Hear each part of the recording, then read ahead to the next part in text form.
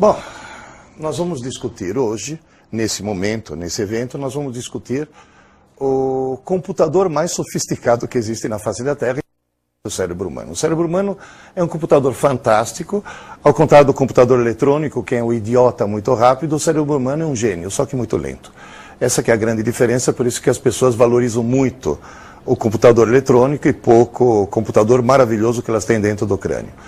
Esse computador biológico que nós temos, ele é programável. E que é o programa? É a linguagem. O ser humano não fala porque pensa, o ser humano pensa porque fala. A maneira com a qual você fala é a maneira com a qual você pensa. E isso, obviamente, tem uma consequência. Quem fala errado, pensa errado. Os falsos sinônimos nos levam a equívocos terríveis. Por exemplo, quando eu estava em Londrina, dei uma entrevista na Folha de Londrina e a jornalista pegou uma frase minha e destacou na primeira página: Brasil tem milhões de alunos e pouquíssimos estudantes. Eu vou repetir porque a frase é importante. Brasil tem milhões de alunos e pouquíssimos estudantes. A jornalista, inclusive, estranhou muito. Ela disse, mas professor, aluno e estudante não é a mesma coisa? Eu falei, não. Aluno é alguém que assiste às aulas. Estudante é alguém que estuda. Eu falei, assistir aula e estudar não é a mesma coisa? Eu falei, assistir aula é passivo e coletivo, um monte de gente. Estudar é solitário e ativo. Quem está assistindo aula não está estudando. Quem está estudando não está assistindo aula. Até uma mãe uma vez chegou para mim e falou, minha filhinha estuda de manhã e vai para a escola para aprender. Eu falei, a senhora cometeu dois equívocos. Sua filhinha não estuda de manhã. Sua filhinha assiste às aulas de manhã. E ela não vai para a escola para aprender. Ela vai para a escola para entender. Quando ela deixar de ser aluna, de último sinal, for para casa e virar estudante, se é que vira, nesse momento em que ela ativamente está fazendo alguma coisa solitariamente, é o momento que ela virou estudante, esse é o momento no qual ela aprende. Então é essa confusão primeira que nós temos que evitar para poder utilizar o nosso cérebro da melhor maneira possível. Essa mãe, inclusive, chegou para mim, quer dizer que eu estou fazendo tudo errado? Eu falei, sim. Mas vocês não podiam fazer uma apostila para mães? Como eu sou um sujeito exagerado, ao invés de fazer uma apostila, eu fiz 3 livros. Esse azul para alunos, o vermelho para pais, a rigor mais para as mães, e esse verde para professores. É um pouco mais técnico, mostra o funcionamento do cérebro de maneira um pouco mais técnica. Nesse de aluno, eu recebi milhares de e-mails, milhares. E é muito interessante o seguinte, quem me manda um e-mail, se for alguém do fundamental, ele diz, você mudou minha vida. Se for alguém do médio ou da faculdade, normalmente é pena que eu não li antes. Mas, se estiver lendo na hora certa, sempre dá tempo de as coisas, sempre dá tempo de se conseguir aumentar o nível de inteligência. É a palavra comum aos 3 títulos. Na frente de cada ser humano existe uma escada, chamada escada da inteligência. Todo dia você pode subir um degrau. Você vai subindo, subindo, subindo, subindo, subindo. Só que lembre-se uma coisa, os degraus são baixinhos, portanto, todo dia você tem que subir um degrau, senão você está jogando no lixo um dia da tua vida que não volta nunca mais. Você vai dizer, e o que se faz no Brasil para estimular e aumentar a inteligência dos alunos? A resposta é nada, infelizmente. Nós temos um sistema que está baseado no aluno e não no estudante. Mas, felizmente, nós começamos a ter cursos à distância que transformam o aluno obrigatoriamente em estudante, porque não é presencial. Então ele sabe que se ele não estiver estudando, ele não vai absorver absolutamente coisa alguma. Na realidade, existe uma espécie de Enem mundial chamado PISA, P-I-S-A, que acontece de 3 em 3 anos. E nesse Enem são testados os vários tipos de inteligência de alunos de vários países. É uma auditoria externa que nós sofremos. O Brasil participou pela primeira vez em 2003. 41 países. Toda manhã, quando acordo, levanto os olhos aos céus e falo obrigado, Senhor, por ter criado a Tunísia.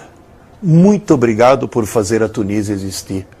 Porque se não fosse a Tunísia, nós seríamos o pior sistema educacional do mundo. Nós estamos em 40º lugar em 2003. Porque em 2009 nós conseguimos já estar em 85º. E a confusão é justamente essa, confundir aluno com estudante. Esse que é o grande e gigantesco problema. Você vai dizer, e como é que nós passamos de Brasil a França?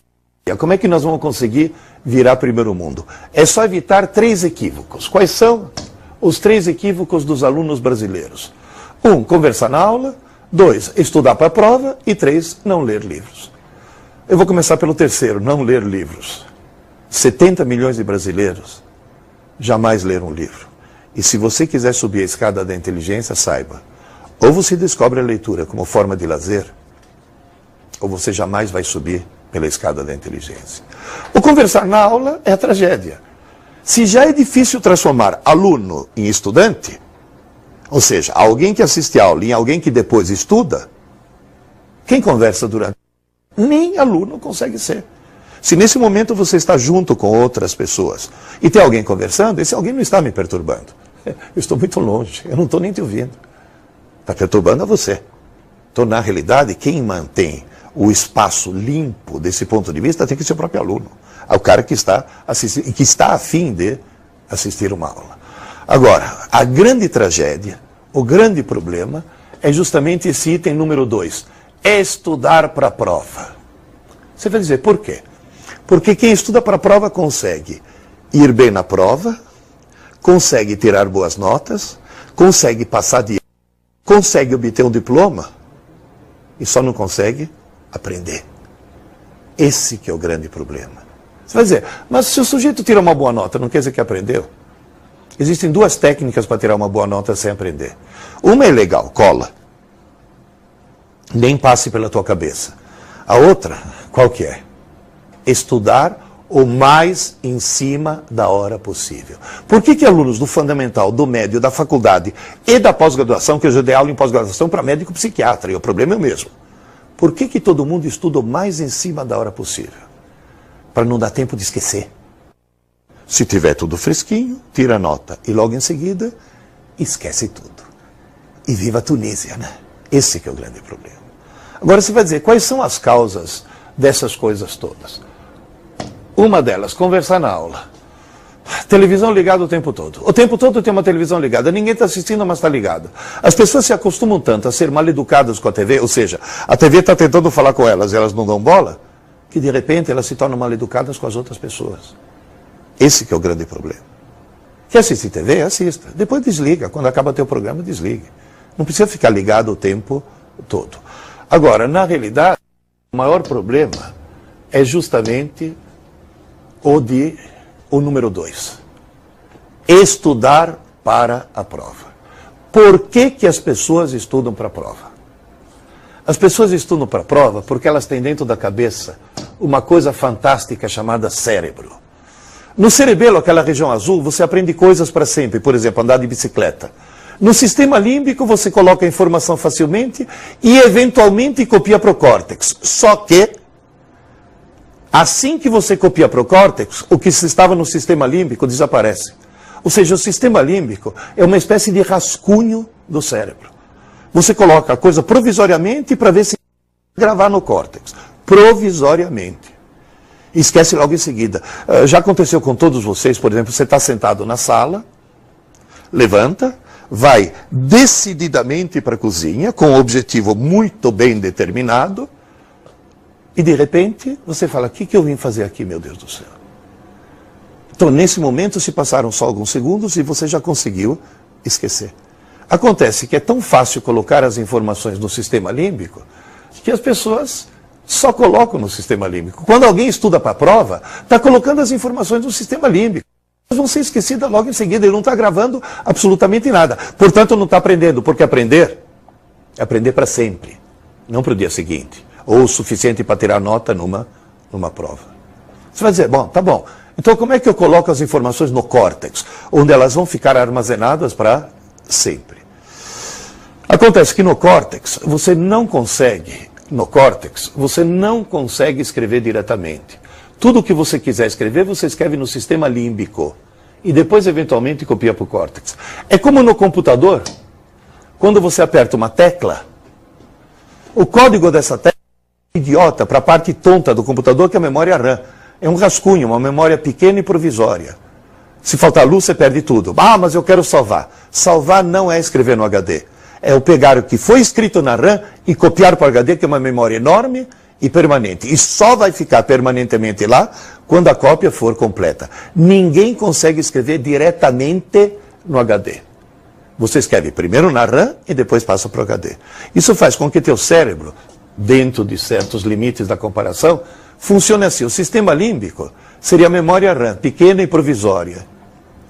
E o córtex seria o HD, a memória enorme e permanente.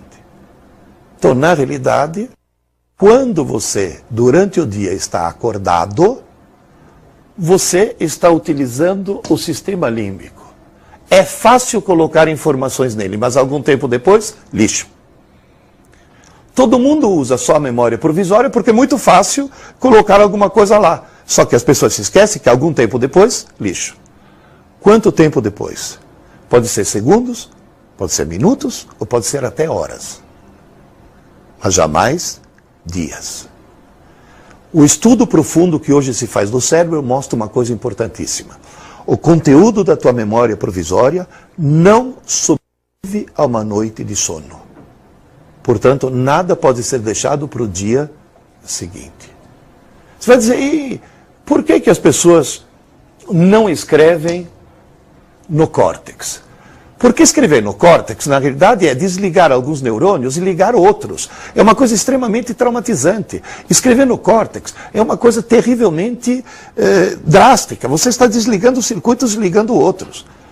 E isso faz com que você não consiga gravar nada enquanto o córtex está sendo utilizado. E um córtex humano vale uma rede de aproximadamente 15 mil computadores de última geração. Só que tem uma coisa, se ele está no modo leitura, não está no modo gravação. Se ele está no modo gravação, não está no modo leitura. Modo leitura é quando você está acordado, assistindo uma aula, assistindo esse vídeo, assistindo alguma coisa, está no modo leitura. Eu estou falando com você em português, você está me entendendo porque você tem um dicionário português no teu córtex e você está consultando. Para entrar no modo gravação, esse maravilhoso computador tem que ser desligado. E como é que você faz para desligar? Durante o dia, todas as informações que entram no teu cérebro entram no rascunho. Como ele é pequeno, quando está entupido, a reação é sono. O sono não é corpo cansado, é cérebro entupido. Não cabe mais nada disso. Pelo amor de Deus, durma, que alguma dessas coisas tem que mandar para o HD e outras coisas tem que mandar para a lixeira. Durma. Aí você dorme. Na hora que você dorme, a atividade elétrica do teu cérebro, naquele gráfico lá em cima, ela cai quase a zero, é o sono profundo ou sono sem sonho. Depois começa o chamado sono REM, Rapid Eye Movement. Você olha embaixo da pálpebra do indivíduo, de repente o globo ocular começa a se mover rapidamente. Nesse momento, o indivíduo está sonhando, um sonho absolutamente desconexo e sem sentido, porque é o ruído que o cérebro faz para reconfigurar as redes neurais. Tanto é que se você acorda a pessoa e fala, você estava sonhando? Estava. O quê? Não sei. Não tem sentido esse sonho. E lembre-se, durante a noite tem que acontecer pelo menos 6 episódios REM. E é durante a noite que teu cérebro, esse maravilhoso computador que você tem na cabeça, é durante a noite que ele faz a maior parte das atividades. Teu cérebro durante a noite funciona mais do que durante o dia. Tem que falar, nunca percebi. É claro, você está dormindo, né? É um processo inconsciente. Mas é justamente nesse processo que você consegue limpar o rascunho e gravar eventualmente alguma coisa. Durante o dia, você recebe muita informação. Durante a noite, uma pequena fração dela é transformada em conhecimento porque é gravada de forma permanente no HD. Muita informação e pouco conhecimento. Sabe o que quer dizer isso? Na escada da inteligência, todo mundo pode subir um degrau por dia. Só que os degraus são baixinhos. E agora vem a pergunta-chave. Professor Pierre, toda noite, na cabeça de um aluno normal, o que vai para o lixo e o que vai para o HD? O que vai para o lixo? As aulas. O que vai para o HD? As abobrinhas. Por exemplo, o professor te dá uma aula de geografia importantíssima. No meio da aula ele conta uma piada. Depois de 2 meses, o que o lembra da aula? Da piada. Por quê? Porque foi a que marcou. Então você tem que dar um jeito de fazer teu cérebro marcar, inclusive, as aulas. E você vai dizer, como? Simples. Enfim na cabeça que ser só e exclusivamente aluno não adianta nada. Uma aula, só aula, não serve para nada. Depois de ser aluno, obrigatoriamente você tem que ser estudante antes que se passe uma noite de sono, no mesmo dia. Dentro desse prazo de 24 horas. Tem um lema que eu como professor uso, já usei para 1.000 alunos e tem funcionado para todos os meus 100.000 alunos. Tem um lema fundamental para isso. Esse lema diz: aula dada é aula estudada. Quando? Hoje. Isso significa o quê? Quem assiste a aula pela manhã tem que estudá-la à tarde. Quem assiste a aula à tarde tem que estudá-la à noite. Estudar é fazer tarefa, lição, exercícios. Quem assiste a aula à noite tem que dormir meia hora mais tarde, sinto muito. Pode ser antes que se passe uma noite de sono ou antes que se passe um longo período de sono. Porque tem gente, por exemplo, que assiste a aula de manhã, almoça, dorme que nem um porco a tarde inteira, acorda todo embaçado, que parece que tem algodão no cérebro, e nessa altura as aulas já foram parar no lixo. Então o ritmo correto é esse. Assistir a aula ou obter informações, e se você obtiver informações, você obtém da internet, da televisão, de uma série de lugares, dos livros. Depois, digerir essas informações trabalhando e finalmente dormir uma boa noite de sono. Portanto, nas escolas normalmente existe o momento da aula e muito tempo depois o momento da prova. Aluno inteligente estuda no dia da aula. Aluno desorientado, ou seja, 99% dos alunos brasileiros estudam para a prova. Esse que é o grande problema que faz com que a gente esteja em 85º lugar no mundo do ponto de vista educacional. Nós não conseguimos ser país de primeiro mundo. Estamos sendo um país de últimos mundos. Esse que é o grande problema. E o grande problema qual que é? É não estudar para aprender. Estudar para dar nota numa prova. Fazendo isso, obviamente, você vai subir a escada da inteligência. Mas uma das coisas que faz subir a escada da inteligência é leitura. É ler livros. Só que se você está em casa lendo um livro, e a televisão está ligada, não tem ninguém assistindo, mas a televisão está ligada sem querer, o que acontece? Você acaba assistindo à televisão. Há estudos que mostram, se você fizer uma curva de QI, você vai ver que poucas pessoas têm um QI muito baixo, poucas pessoas têm um QI muito alto lá na ponta, e o QI normal é 100, é considerado o padrão. Quem assiste muita TV por dia, já está, através de estudos neurológicos, que sofrem um rebaixamento no QI. Em compensação, a leitura, ela produz um aumento do QI, independentemente do que o cara estiver lendo. Pode ser até porcaria, pode ser até Crepúsculo, viu, meninas? Não tem problema, pode ler Crepúsculo. Eu não aguentei, eu cheguei na metade e falei, não, esse vampiro é muito mole, ele tem que matar logo essa desgraçada. Mas as meninas terminam o livro, elas adoram esse livro, pode ler, desde que você esteja lendo. A leitura faz aumentar o QI, a leitura faz subir a escada da inteligência. Agora, imagina a seguinte situação. Tem alguém que leu tanto que conseguiu QI 140. Ótimo. Mas de repente o cara resolve fumar maconha. Imediatamente o QI dele vai cair 20 pontos. Agora, se em vez de fumar maconha, ele se viciar numa coisa chamada, por exemplo, MSN, em vez de cair 20 pontos, cai 40.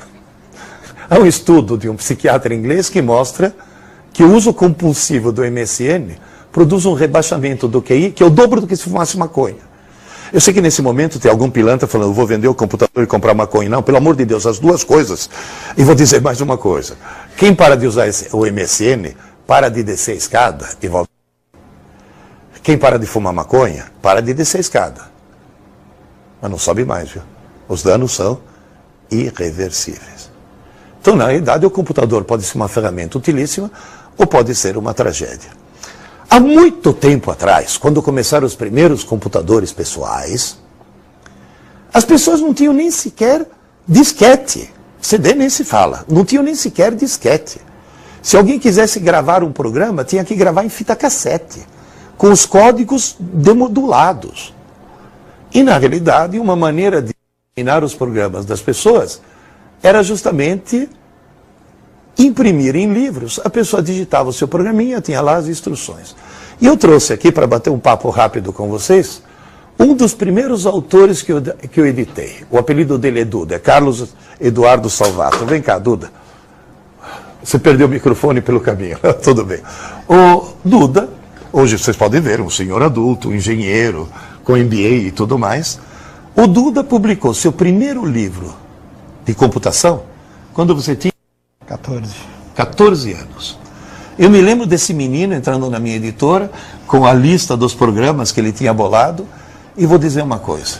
Naquela época era computação e computação é quem cria, ou seja, quem sobe a escada. Hoje, informática muitas vezes faz descer a escada, quando for mal utilizada. E você, por que você fazia os programas quando era criança, quando era adolescente? Simplesmente porque não existia, né? Então você fazia, não tinha nada para o computador não servia para nada. Você queria fazer um texto, um editor de texto. Primeiro você criava editor de texto para usar. Hoje você tem tudo pronto.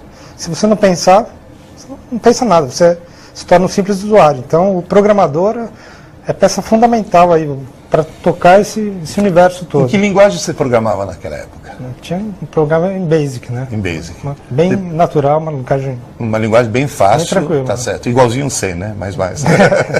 Depois você começou a programar em outras linguagens, né? Não, programei, parti para linguagem de máquina, coisas até mais pesadas e que se tornaram mais eficientes, né? Exigiam mais da gente e era uma coisa bem mais interessante, né? Hoje, uma gama muito grande de linguagens que basicamente dão mais liberdade para criar, né? E todo mundo depende disso.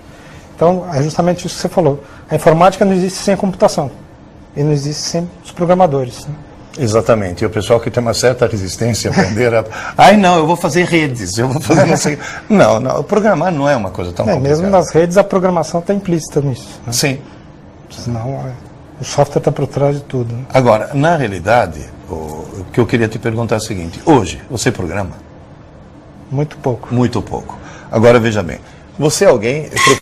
muito bem sucedido. Não vou dar agora o currículo do Duda, o apelido dele desde criança era Duda, mas é um cara extremamente bem sucedido. Ele trabalha hoje, já trabalhou, uma coisa eu posso falar, na televisão você foi um dos caras que bolaram aquele olhar digital, né, que passa na... Eu trabalhei junto com... Trabalhou junto com eles, tá?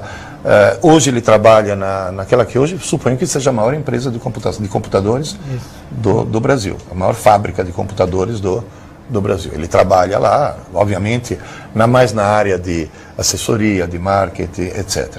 Agora, o fato de você, ter fuçado na máquina para criar coisa, se sente que isso te tornou mais esperto? Sim. Uma coisa que você não perde é a lógica, né? O desenvolvimento de lógica é uma coisa que eu vou carregar. Eu carrego para todo, não só para programação, mas para a vida. O pensamento lógico é uma coisa que não se perde. Né? Que nem que você falou da piada, para mim a lógica é uma coisa que funciona para tudo na vida, né? Então é uma coisa que eu trouxe com a programação. Isso e na vida profissional você está usando isso? Lógica é fundamental, é aquela coisa do bom senso, né? Então eu acho que está ligado à lógica. E, digamos assim, o computador é uma ferramenta fantástica. Hoje, com a internet, você não tem um computador, você tem um terminal fantástico, um gigacomputador. Mas na realidade, o computador é uma ferramenta que pode ser usada bem usada ou pode ser mal utilizada. Por exemplo, eu notei, junto às crianças, que eles começam a escrever muito errado. E tem gente que fala, mas deixa... Não. Acontece um fenômeno estranhíssimo. Quem escreve errado a mesma palavra de forma errada muitas vezes, sem querer, instintivamente, acha que errado é o certo. Eu não sei se vocês já notaram placas. Obras, hoje o mundo tem obras, né? A 500 metros, e o A com crase. Posto de gasolina a 8 minutos, e o A com crase. E essa crase não existe, é um erro terrível. Agora vem a pergunta. Por que todo mundo enfia aquela maldita crase onde não deve? Porque de tanto ver os outros colocarem a crase inadequada, acho que... Certo. Tanto é que, quando teve as obras do Rodoanel, aqui em São Paulo, e a Dersa colocou obras a 500 metros e colocou o A só, sem a crase, teve gente que passava e falava, ai que burro, esqueceu o acento. Eu não suporto isso. Sempre que eu posso, eu vejo uma placa dessa, uma maldita dessas placas com essa crase indevida, sempre que eu posso, eu paro no acostamento e corrijo, te juro tudo. Eu corrijo as placas. E depois, quando eu corrijo, os caras vão lá e trocam a placa. Eles percebem que eles acabaram cometendo um equívoco. Então, a tecnologia, ela tem coisas muito boas, coisas extremamente interessantes, mas ao mesmo tempo ela tem perigos. É aquilo que você falou, o cara usa sem pensar. O cara não precisa mais pensar para usar. Naquela época, se você quisesse um joguinho, você não comprava o joguinho. Desenvolvia. Você pensava para desenvolver o joguinho. Então, na realidade, esses são os perigos. E tem mais perigos, viu, gente, de tecnologia, que é bom vocês perceberem e vai fazer mal para o teu cérebro. Por exemplo, um pesquisador japonês descobriu que o uso continuado de fone de ouvido para ouvir música tira do jovem a habilidade de articular a fala de forma coerente. Como é que você aprendeu português? Não é ouvindo as pessoas falando? Agora, se de repente você ficasse musicalmente surdo, porque simplesmente você não escuta mais as pessoas falando, o que vai acontecer? Você não adquire novo vocabulário. Você é aquele cara que diz, professor, se esse negócio coisar aquele troço, depois o olho não vai... Quer dizer, o camarada simplesmente não consegue mais articular, de tanto ficar se imbecilizando com o fone de ouvido, escutando. Eu não tenho nada contra a música, pelo contrário, eu adoro música, mas é um problema bastante sério. Agora você vai dizer, professor, e qual é a solução? Qual é a saída disso tudo? Ler, ler, ler e ler. Você gosta de ler romance? leio um pouco de tudo. Que gênero você mais gosta? Eu gosto da parte dos clássicos aí de crimes. Clássicos de crime. Você quer saber quem é o assassino? Agatha Christie, mesmo. Eu adoro ficção científica. Eu me lembro, o primeiro livro de ficção científica que eu descobri foi uma coisa fantástica. Porque o truque, gente, é o seguinte, tem muita gente que não gosta de ler. Tem muita gente que fala, mas ler torna a pessoa mais inteligente. Quer ficar mais inteligente? Leia. E só lê muito quem lê por prazer. Consequentemente, descobre o prazer de ler. Como? Existem 1000 maneiras. Eu, por exemplo, tive a sorte, aos 9 anos de idade, eu morava na Itália ainda, eu cheguei no jornaleiro, na banca de jornal. Minha mãe gostava de livros de mistério. Então, toda semana ela comprava. Eu fui buscar o livro de mistério da minha mãe. Então, na realidade, fui lá, o cara falou, olha, saiu uma coleção nova de ficção científica, você não quer levar o número 1? As Areias de Marte, de Arthur Clarke. E se você nunca ouviu falar em Arthur Clarke, me faz um favor, olha para a próxima antena parabólica que você vê apontando para o céu, essa mesma antena que permite que você esteja vendo a gente agora nesse momento, porque tem um satélite geoestacionário em órbita, e esse satélite geoestacionário foi ideia do Arthur Clarke, que era engenheiro eletrônico e um grande escritor. Assim como o Duda, por exemplo, é engenheiro eletrônico e fez MBA em comunicação e marketing. Ou seja, é ampliar o leque de conhecimento. Agora, na realidade, o primeiro livro, eu levei para casa, As Areias de Marte. Eu perdi o fôlego. Eu olhava para aquilo. É muito bom, meu Deus do céu. Não consegui parar de ler. Gente, eu tenho tenho 67 anos. Na minha vida eu senti essa sensação de, mas é muito bom, 3 vezes só. Com sexo, ficção científica e leite condensado. Foram as 3 grandes surpresas da minha vida. O livro causa esse tipo de coisa. Desde que você tenha o primeiro livro. Vai atrás do teu primeiro livro, que isso é absolutamente fundamental. Isso é importantíssimo. Agora, lembre-se, por favor. Um aluno só consegue virar estudante se for bem articulado na fala e na escrita. Só é bem articulado quem tem bom vocabulário e interpretação de texto. Só tem bom vocabulário e interpretação de texto quem lê muito. E só lê muito quem lê por prazer.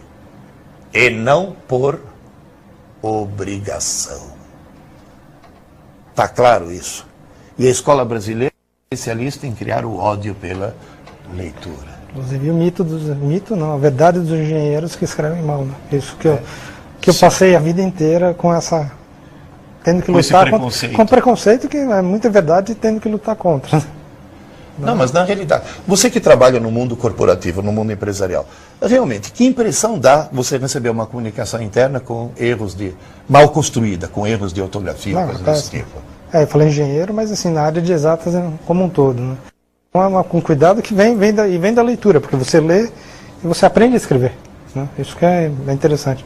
Assim, a própria ortografia, a dúvida em uma palavra, vem na sua cabeça, em algum lugar eu li que é assim, você não precisa pensar, né?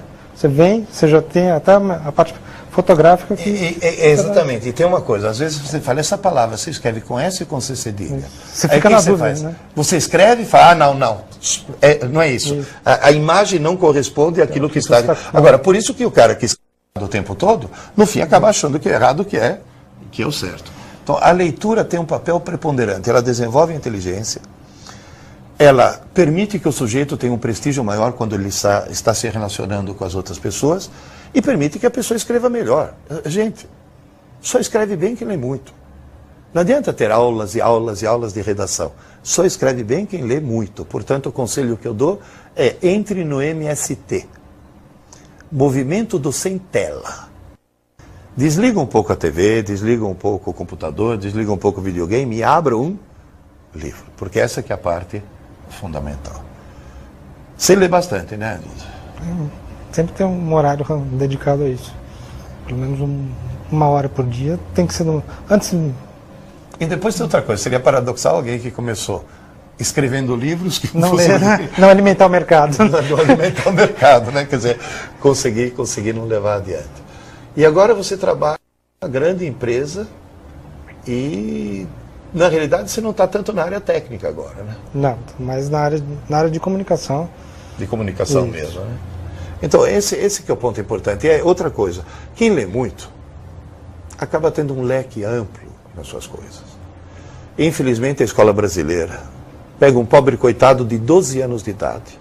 Lembre-se, quando você tinha 12 aninhos, chegou alguém para você, queridinho, você vai descobrir o prazer pela leitura. Toma, e a Virgem dos Lábios de Mel. Nunca mais o desgraçado chega perto de um livro, não vai aguentar. Quer dizer, na realidade é procurar o prazer pela leitura. E como é que a gente acha isso? O truque qualquer. Comece a ler um livro qualquer. Tá chato? Para. E começa outro. Não insista. Você tem que achar o teu livro. Cada um tem o seu livro. Outro tá chato? Para e começa outro. Tá chato? Para e começa outro. O perigo é, depois de fazer isso algumas vezes, é você ter a falsa sensação que todos os livros do mundo são chatos. Quando, na realidade, você ainda não achou o teu. O livro sempre fala, que nem namorada. Tá chata? Troca. Ouviu, meninas? Ou que nem namorado. Se for chato, troca. Se não for chato, nunca apresente para as amigas, pelo amor de Deus. É certo que as mulheres são terríveis. Eu recebi, naquele meu primeiro livro lá, Aprendendo Inteligência, eu recebi milhares e milhares de e-mails. Mas um deles, para obter a resposta das perguntas, foi um e-mail em que a menina queria me contar a vida dela. Alguma coisa da vida dela. Ela não me conhece, estava deprimida, entrou numa livraria, achou um livro, que por acaso era aquele que eu escrevi, leu e me mandou um e-mail. Eu vou ler apenas um pedaço desse e-mail, porque acho que isso vai fechar um pouco esse raciocínio que nós estamos tendo. O e-mail é este, mas eu destaquei uma pequena parte, vai ficar legível, mas também vou ler junto com vocês. Diz ela, me chamo Paula, sou de Salvador, Bahia, tenho 21 anos e infelizmente ainda não passei nos vestibulares da Federal e da Estadual para o curso de Direito.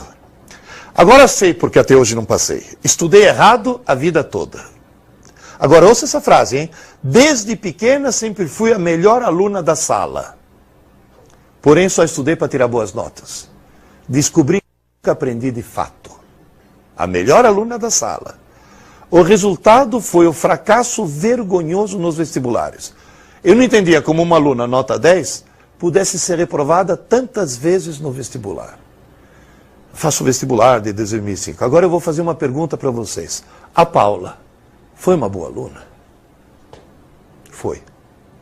e foi uma péssima estudante. Ela foi uma boa aluna e uma péssima estudante. Tudo que eu estou pedindo para vocês, para que você utilize esse maravilhoso computador que você tem dentro da cabeça, é: tome cuidado. Você não está fazendo o curso que você está fazendo para tirar nota, para passar de ano e para obter um diploma. Porque se você estivesse fazendo esse curso só e exclusivamente para obter um diploma, você vai ser um péssimo profissional. E você, no mundo corporativo, deve receber gente com MBA, com mestrado e tudo mais, que são péssimos profissionais. É o mistério que eu sempre falo. O cara estuda 5 anos de direito, com a família sustentando. Ou seja, o desgraçado não precisa nem trabalhar para fazer direito. De repente o cara vai fazer o tal exame da OAB e consegue ser reprovado. Por quê? Porque ele fez 5 anos para tirar um diploma. E depois o idiota vai ter que fazer cursinho para a OAB, agora ele vai ter que estudar para aprender. Pô, por que ele não estudou para aprender desde que ele estava no começo? Na verdade, você não está na escola, você não está fazendo esse curso semipresencial, à distância, para tirar um diploma. Diploma não adianta nada. Hoje, nas empresas, quando o cara chega e fala: eu tenho MBA. Olha o MBA. O cara olha e fala: MBA, mais bobo ainda. Ou seja, não é a titulação que vai interessar. Interessa a competência. A competência você obtém fazendo 2 coisas. 3, vai. Se livrando um pouco dessa tecnologia, quer dizer, maneirando na TV, nas coisas assim. 2, estudando pouco, mas todo dia, as informações que você recebeu durante o dia. Você recebeu informação, faz a digestão para transformá-la em conhecimento. E durma uma boa noite de sono, porque é durante o sono que você vai acabar gravando tudo isso. E a terceira coisa, pelo amor de Deus, leia muito. Leia muito. Descubra alguma coisa que você goste, por favor, leia. Teve uma professora de literatura que falou: ah, professor, eu sou professora de literatura e leio muito. Quase que eu falei: ainda bem, né, filha? Você... E a minha irmã é professora de história e lê muito. E o nosso irmão, professor, vou reproduzir as palavras textuais dela, hein? E o nosso irmão, professor, uma besta, que não lia nem bula de remédio, além de tudo, o desgraçado é corintiano, professor. Estou reproduzindo as palavras dela. Aí ela diz que a irmã pegou um ônibus para ir na outra cidade para achar uma livraria, porque aqui no Brasil, infelizmente, e achou um livro intitulado Aventuras e Desaventuras do Timão. Ele achou fantástico. Pegou o livro, falou: ah, vai falar do Corinthians, vou me dignar em folhear. Pronto, foi pego. Como eu fui pego pelo livro do Arthur Clarke. Descobriu que o livro contava histórias interessantíssimas do que ficar ouvindo a televisão contando a mesma história. O Coringão estava lá. O Coringão. Adorou o livro. Logo em seguida ele estava lendo a biografia do Rivellini, que foi o verdadeiro ídolo do Corinthians, história das Copas do Mundo. E aí abriu a porteira. Não passa um boi, passa boiada. De tudo. A irmã me contou: professor, adivinha o que aconteceu com o nosso irmão 2 anos depois que minha irmã achou aquele abençoado Aventuras e Desaventuras do Timão? Falei: virou um leitor? Falou: não só isso. Virou um leitor e um autor. Falou: o nosso irmão acaba de publicar um livro de poesia de autoria dele. Percebe a importância do primeiro livro? O primeiro livro faz milagre. Milagre! Um corintiano escrevendo poesia, isso é um milagre. É a mão de Deus. Na verdade, o cara foi salvo. Então, na verdade, o primeiro livro é extremamente importante. Agora, se alguém tiver ainda alguma dúvida e quiser conversar comigo ou coisa desse tipo, o meu e-mail, aquele no qual eu recebo os milhares de e-mails, você vai receber uma resposta automática, mas tudo bem, é aprendendointeligência@gmail.com. Tem um sitezinho, que para variar está em construção, sempre os nossos sites estão sempre em construção. Eu tenho esse sitezinho que eu mantenho, e se de repente alguém estiver interessado, eu quero ver os livros, quero comprar um livro, coisa desse tipo, entra na internet, é facílimo, editora.tv. Existe o URL mais simples que esse? Não tem nem o www, não tem nada. Editora.tv. Aí você consegue encontrar alguma coisa a respeito e mais informações a respeito de tudo o que eu falei. Agora, lembre-se, por favor, de uma coisa. Dentro do teu cérebro, você tem o equivalente a uma rede de 15 mil computadores de última geração. Dentro do teu cérebro, você tem o mais fantástico, mais maravilhoso computador do mundo. Dentro do teu cérebro você é capaz de fazer qualquer coisa, inclusive aprender C++, programações ou coisa desse tipo. Então, na realidade, use teu cérebro da forma mais adequada, que você, com certeza absoluta, vai subir a escada da inteligência e vai ter muito sucesso. A questão de trazer o Duda aqui, por um motivo muito simples. Porque alguém que está subindo a escada desde os 13 anos de idade, desde os 14 anos de idade, é um profissional de sucesso, é um profissional que está se dando muito bem na sua vida empresarial, na sua vida corporativa, mas ele está fazendo isso porque ele subiu a escada o tempo todo. E você pode fazer isso no teu curso. Você pode fazer isso tranquilamente. Agora, lembre-se, por favor, do seguinte. Não adianta nada ser aluno, tem que ser estudante. Tem uma coisa engraçadíssima que eu descobri aqui na Unisa. Os alunos do curso à distância têm um resultado no ENAD, aquele tal provão, melhor do que os alunos do curso presencial. E tem gente que fala, mas olha que paradoxo. Não é nenhum paradoxo, porque o cara do curso presencial é aluno. O cara do curso à distância foi obrigado a virar estudante. E é isso que realmente acaba fazendo o sucesso da coisa. Espero que vocês tenham aproveitado esses minutos que nós passamos junto. Espero que tenha sido um incentivo. Espero que a gente consiga fazer com que nesse país as pessoas usem cada vez mais o cérebro, para a gente passar do 85º para primeiro lugar, e nós temos potencial para poder passar em primeiro lugar, passar a Finlândia, passar todos esses países. Nós temos um potencial fantástico, desde que ele seja devidamente utilizado. Suas despedidas. Não, eu queria agradecer você ter trazido aqui e poder, sim, justamente destacar esse ponto que você falou da leitura. Acho importante, é o ponto de leitura e estudar, é um ponto fundamental aí para todo mundo subir e chegar no topo da escada, né? Obrigado. E eu estou me despedindo também, deixei meu e-mail à disposição para continuar batendo papo com vocês, e só me resta agradecer.